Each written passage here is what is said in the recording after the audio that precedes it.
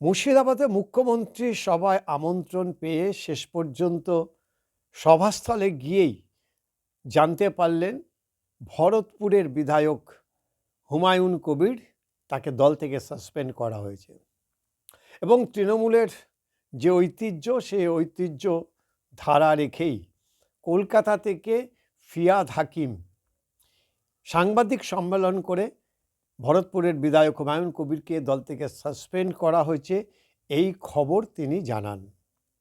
স্বাভাবিকভাবেই প্রচণ্ডভাবে তিনি অপমানিত বোধ করেন, যদিও তার অপমান আছে কি না তা নিয়ে যথেষ্ট সন্দেহ আছে, কিন্তু শেষ পর্যন্ত তৃণমূল কংগ্রেস ভোটের আগে সাহস করে এই বিধায়ককে সাসপেন্ড করলেন।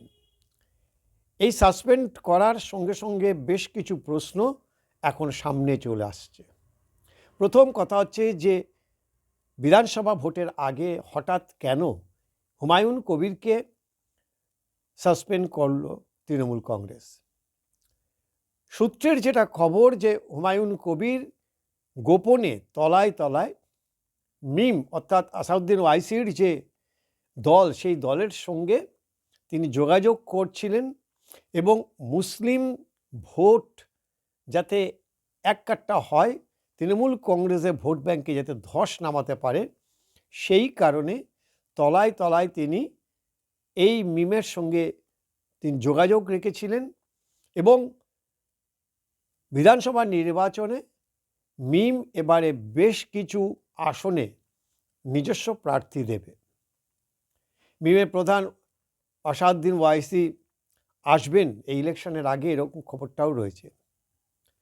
বিহারের যে নির্বাচন সেই নির্বাচনে ওয়াইসির দল 5টি আসন জয়লাভ করেছে, যেগুলি বিহার এবং পশ্চিমবঙ্গের যে সীমান্ত সেই সীমান্তবর্তী অঞ্চলের যে আসনগুলি সেই আসনগুলিতেই বেশিরভাগ ক্ষেত্রে তিনি জয়লাভ করেছেন। স্বাভাবিকভাবেই মালদা এবং মুর্শিদাবাদ এবং দিনাজপুর এবং কোচবিহার এই 4টি জেলাকে তারা বেছে নিয়েছে। মিমের এখানে প্রার্থী দেবে আর সেই প্রার্থীর কাজ হবে তৃণমূল কংগ্রেসের যে ভোট ব্যাংক সেই ভোট ব্যাংক কেটে তারা নিজস্ব বিধায়ক নির্বাচিত করবে। পশ্চিমবঙ্গের বিধানসভাতেও তারা তাদের এই বিধায়কের সংখ্যা বাড়াতে চায়, এরকম একটি পরিকল্পনা তাদের রয়েছে। আর এই পরিকল্পনার মাথায় ছিল একেবারে হুমায়ুন কবিরের মতো যারা কট্টর মৌলবাদী মুসলিম, তাদেরকে সামনে রেখে এই পরিকল্পনা তিনি সাজিয়েছিলেন।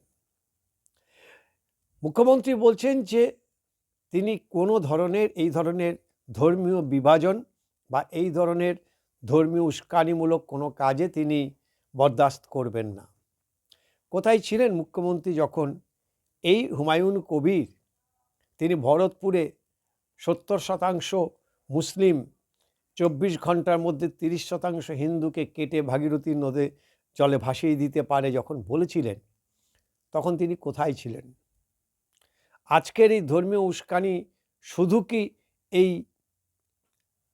বিধায়ক দিয়েছেন, ভরতপুরের বিধায়ক হুমায়ুন কবির দিয়েছেন? আমরা কি ভুলে গেছি মুখ্যমন্ত্রীর অত্যন্ত আদরের এবং প্রিয় মেয়র, কলকাতার মেয়র জনাব ফিয়াদ হাকিম, যার নাম ববি বলে সবাই বিখ্যাত, তার সে বিখ্যাত কথাগুলিকে আমরা ভুলে গিয়েছি? মুসলিম না হতে পারাটা দুর্ভাগ্য। যেদিনকে এই ভারতবর্ষে মুসলিমের সংখ্যা বেশি হবে সেদিনকে এই ভারতবর্ষে মুসলিমরাই শাসন করবে। এই ধরনের উস্কানিমূলক কথা ফিয়াদ হাকিম, সৈফুদ্দিন সিদ্দিকুল্লাহ এরা তো হামেশাই বলে গেছে। কি ব্যবস্থা নিয়েছেন মুখ্যমন্ত্রী? আসলে মুখ্যমন্ত্রী তিনি বাঘের পিঠে উঠে পড়েছেন। একটা জানেন তো গল্পের কথা যে বাঘের পিঠে উঠে পড়া সহজ, কিন্তু যখন নামতে যাবেন সে জানে যে আমি যখনই নামবো বাঘ আমাকে কামড়ে খাবে। তাই মুখ্যমন্ত্রী এখন বাঘের পিঠ থেকে আর নামতে পারছেন না। তার এই রাজনীতি ছিল সিপিএম বিরোধিতা, সিপিএমকে যেভাবে হোক পশ্চিমবঙ্গ থেকে তাড়াতে হবে, তিনি তাড়াতে সফল হয়েছেন, কিন্তু তার নিজস্ব তার কোনো এজেন্ডা ছিল না। দীর্ঘদিন এই ক্ষমতার পদে টিকে থাকতে গিয়ে তিনি একদিকে যেমন দুর্নীতিকে প্রশ্রয় দিয়েছেন, পাশাপাশি এই হিন্দু এবং মুসলিম এই যে ধর্মীয় যে বিভাজন, সেই বিভাজন তিনি তৈরি করে মুসলিমদের বিজেপি জুজু দেখিয়ে কোথাও একটা বিজেপির সঙ্গে গোপন আঁতাত করে তিনি ক্ষমতায় টিকে আছেন। একেবারে সোজা কথা। কারণ মুসলিম এই যে যারা এখানে ইমাম রয়েছেন, মুয়াজ্জিম যারা রয়েছেন, তারা তো দীর্ঘ কয়েকশো বছর ধরে ভারতবর্ষে রয়েছেন। তারা তো আমাদের ভারতের নাগরিক, তারা আমাদের সহনাগরিক। জীবনে কখনো কেউ এই ইমাম ভাতা এবং মুয়াজ্জিম ভাতা কি তারা দাবি করেছিল? করেননি তো। তাহলে কেন মুখ্যমন্ত্রী হঠাৎ এই ইমাম ভাতা মুয়াজ্জিম ভাতা চালু করলেন? মুসলিমদের মধ্যে একটা তিনি ডিভাইডেশন তৈরি করলেন। পাশাপাশি যখন ইমাম ভাতা এবং মুয়াজ্জিম ভাতা তিনি দিলেন, সঙ্গে সঙ্গে ব্রাহ্মণ সম্প্রদায় যারা আছেন, পুরোহিত যারা মন্দিরে পুজো করেন, তাদেরকে তিনি একটা ভাতার ব্যবস্থা করলেন। অর্থাৎ ডিভাইডেশনটা হিন্দু এবং মুসলমান খুব সুচতুরভাবে মুখ্যমন্ত্রী তিনি করেছেন। তিনি একদিকে যেমন জুজু দেখিয়েছেন মুসলিমদের, মুসলিম সমস্ত ইফতার পার্টিতে গেছেন, ঈদের দিন নামাজ পড়েছেন এবং প্রকাশ্যে তিনি বলেছেন যে গরু দুধ দেয় তার লাথি হজম করতে হয়। একেবারে মঞ্চ থেকে বলেছেন, যেখানটা একটা পবিত্র ঈদের একটা যেখানে প্রার্থনা হচ্ছে, সেই সভাস্থল থেকে তিনি এই ধরনের কুমন্তব্য করেছেন। তার পেছনে একটাই কারণ ছিল, মুসলিম ভোট ব্যাংকটাকে অটুট রাখা। কিন্তু যত দিন গেছে মুসলিমরা বুঝতে পেরেছেন যে মুখ্যমন্ত্রী তাদেরকে ঠকাচ্ছে। কারণ সাচার কমিটির রিপোর্ট অনুযায়ী সারা দেশের মধ্যে সবথেকে খারাপ অবস্থায় রয়েছে মুসলিমরা বিহারে, এবং তারপরেই হচ্ছে পশ্চিমবঙ্গ। এই পশ্চিমবঙ্গে মুসলিমরা যে তারা যে বঞ্চিত, এটা তারা বুঝতে পেরেছেন। বুঝতে পারার কারণেই ধীরে ধীরে করে মুখ্যমন্ত্রীর এই যে বুদ্ধি বা তার এই যে কৌশল চালাকি, এটা তারা ধরে ফেলেছে। সেই কারণেই আইএসএফের জন্ম, এবং ফুরফুরা শরীফের মদতে মুসলিমদের একটা অংশ এই আইএসএফের মধ্যে যোগ দিচ্ছে। পাশাপাশি সর্বভারতীয় যে রাজনীতি, সে রাজনীতির কৌশল করে হায়দ্রাবাদের দল এই আসাদুদ্দিন ওয়াইসিকে বিজেপির সর্বভারতীয় জায়গায় একটা স্থান দিয়ে দিয়েছেন। আসাদুদ্দিন ওয়াইসি এই পশ্চিমবঙ্গে তারা প্রার্থী দেবে, বিধানসভা প্রার্থী দেবে। তারা জিততে পারবে কিনা জানি না, কিন্তু মুসলিম ভোট ব্যাংক তৃণমূলের থেকে কেটে বিজেপিকে তারা সুবিধা করে দিচ্ছে বা দিতে চাইছে, এটা একেবারে জলের মতো পরিষ্কার। আর সে কাজের জন্যই এই হুমায়ুন কবিরের মতো যারা রয়েছেন, তাদেরকে তারা ব্যবহার করার সিদ্ধান্ত নিয়েছেন। বিধানসভা ভোট যত এগিয়ে আসবে, এই মুসলিমদের মধ্যে এই ডিভাইডেশন আরও ব্যাপক হারে বৃদ্ধি পাবে। সমাজ মাধ্যমে আমরা এখন যেগুলি দেখছি, মুসলিম সমাজে যারা রয়েছেন তারা তৃণমূল নেত্রীর বিরুদ্ধে যেভাবে তারা মুখ খুলছেন, এটা কিন্তু খুব একটা ভালো লক্ষণ না। আর এটা মুখ্যমন্ত্রী বুঝতে পেরেছেন দেখেই তিনি হঠাৎই দীঘাতে এই জগন্নাথ মন্দির তিনি তৈরি করেছেন। তিনি উত্তরবঙ্গে গিয়ে মহাকাল মন্দির তৈরি করবেন বলেছেন, নিউ টাউনে গিয়ে আরেকটা মন্দির করবেন বলেছেন। অর্থাৎ হিন্দু সেন্টিমেন্টকে তাদের নেওয়ার জন্য, কাছে নেবার জন্য তিনি এই মন্দির প্রতিষ্ঠা বা মন্দির মসজিদের যে খেলা তিনি শুরু করেছেন। এটা পশ্চিমবঙ্গের মানুষ ভালো করে বুঝেছে। কিন্তু মুশকিল হচ্ছে, পশ্চিমবঙ্গের 68% ভোটার হচ্ছে গ্রামীণ এলাকায়। আর গ্রামের মানুষ তারা নগদ টাকা হাতে পেলে তারা আর কিছু চায় না। কে চাকরি পেল, কোথায় শিল্প আসলো, কোথায় শিক্ষা ব্যবস্থা ধ্বংস হয়ে গেল, কোথায় হাসপাতালে ট্রিটমেন্ট পেল না পেল, রাস্তাঘাট কি হলো, সড়ক যোগাযোগ কি হলো, আগামী প্রজন্ম কোথায় যাবে, যারা শিক্ষিত বেকার যুবক যারা পড়াশোনা করছে তাদের ভবিষ্যৎ কী হবে, এটা নিয়ে তারা ভাবে না।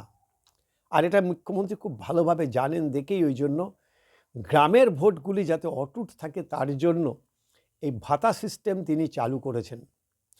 বিধানসভা নির্বাচনের আগে আরও নতুন বেশ কিছু সরকারি প্রকল্পের মাধ্যম দিয়ে মূলত ভাতা দেওয়ার ব্যবস্থা তিনি করবেন, এটা যারা রাজনীতি বোঝে তারা খুব ভালো করেই জানেন।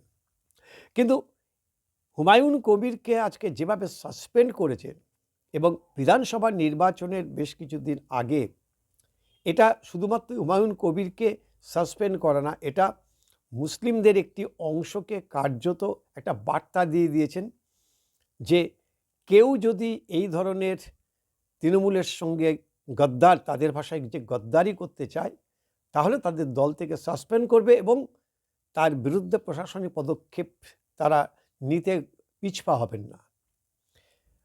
আজকে সদ্যমাত্র এই সাসপেন্ড করেছেন হুমায়ুন কবিরকে।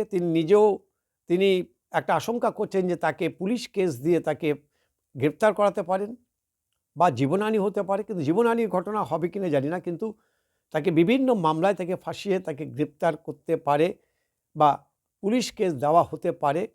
এই যে ধারণা বা আশঙ্কা, এটা কিন্তু খুব একটা অমূলক নয়। তাই তৃণমূল কংগ্রেসের যে কৌশল, ভোট ব্যাংক অটুট রাখার যে কৌশল, আগামী বিধানসভায় কিন্তু খুব ঠক্কর খেতে হবে, এটা যারা রাজনৈতিক বিশেষজ্ঞ তারা মনে করছেন।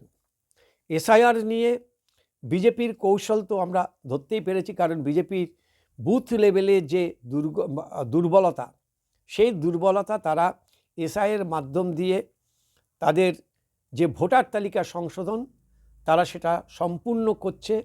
বাঘা বাঘা আইএসদের এখানে পাঠিয়েছেন এবং নির্বাচন কমিশনের সাহায্যে এই ভোটার তালিকা সংশোধন করে অন্তত আমাদের যা ধারণা 60 থেকে 70 লক্ষ ভোটার, ভুয়ো ভোটার, মৃত ভোটার সব মিলিয়ে 60 থেকে 70 লক্ষের মতো ভোটার বাদ যাবে। ফলে তৃণমূল কংগ্রেসের যে ভোট ব্যাংক, কারণ এই ভোটগুলি তো শাসক দল যারা থাকে তারাই মেনটেন করে, আগে সিপিএম করতো, এখন তৃণমূল করছে, এরপরে যদি বিজেপি আসে বিজেপিও করবে। অর্থাৎ যারা শাসন ক্ষমতায় থাকে তারা এই যে ভুয়ো ভোটার তালিকার যারা রয়েছেন তাদের এই ভোটগুলি তারা প্রক্সি ভোট করে তারা দিয়ে নিজেদের জয়টাকে সুনিশ্চিত করে। ফলে সেই জায়গায় তৃণমূল কংগ্রেস বাধা পাচ্ছে, যে কারণে এসআইআর যাতে 100% হয় তার জন্য বিভিন্ন জায়গাতে তৃণমূলের যারা নেতা মন্ত্রী রয়েছেন তারা সেখানটায় বসে এই 100% এসআইআর বা এনুমেরেশন ফর্ম যাতে ফিল আপ করতে পারে সেগুলি তারা দেখছেন। কিন্তু তাতেও কি শেষ রক্ষা হবে? হতে পারে, কারণ বিজেপি সেই অর্থে কোনো মুখ এখানে নেই এবং সাংগঠনিক দুর্বলতা একেবারে দিনের আলোর মতো পরিষ্কার। যারা বিএলএ, কয়েক হাজার বিএলএ দিতে পারে না, তারা বুথ লেভেলে বুথে 80,000 থেকে 85,000 যে বুথ তৈরি হবে সেই বুথে কি করে বুথ এজেন্ট দেবে, সেটা একটা বড় প্রশ্নচিহ্ন। কিন্তু পাশাপাশি ভোট ব্যাংক যদি সরে যায় এবং হিন্দু ভোট যদি আরও বেশি অ্যাকুমুলেটেড হয়, তাহলে কিন্তু সেক্ষেত্রে 2026-এর বিধানসভার লড়াই তৃণমূলের কাছে কিন্তু অত্যন্ত কঠিন হবে, যেটা মুখ্যমন্ত্রী নিজেও ভালো করে জানেন। তাই এখন থেকে জেলা সফরে বেরিয়ে পড়েছেন। হুমায়ুন কবিরের এই সাসপেনশনের ভেতর দিয়ে আগামী দিন কি বার্তা দেয় এবং শেষ পর্যন্ত হুমায়ুন কবির কি করেন এখন সেটাই দেখার। তবে বলার অপেক্ষা রাখে না যে মুসলিম ভোট ব্যাংক তৃণমূলের পাশ থেকে কিছুটা হলেও যে সরেছে এবং নড়বড়ে হয়েছে, সেটা কিন্তু আজকে বেশ খানিকটা বুঝিয়ে দিলেন হুমায়ুন কবির।